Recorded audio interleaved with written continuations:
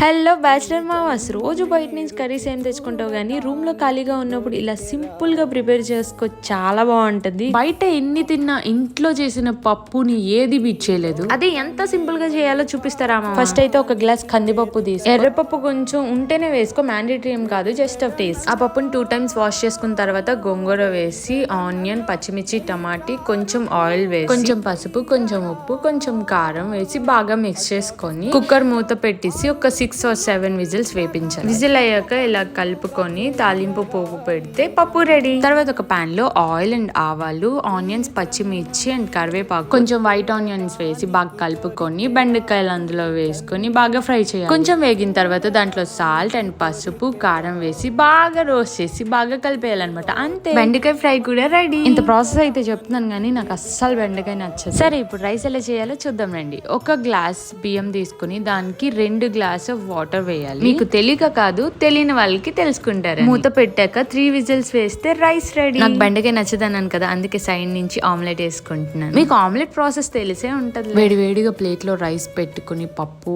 ఆవకాయ, బెండకాయ and omelette, side లో mango కూడా ఉంది. ఇంతకన్నా ఏం కావాలి చెప్పు మంచికి. అలా వేడి పప్పు అన్నం తింటుంటే అబ్బా. ఇలాంటి బ్యాచిలర్ ఫుడ్ కోసం మన పేజ్ ని ఫాలో చేసుకోమా.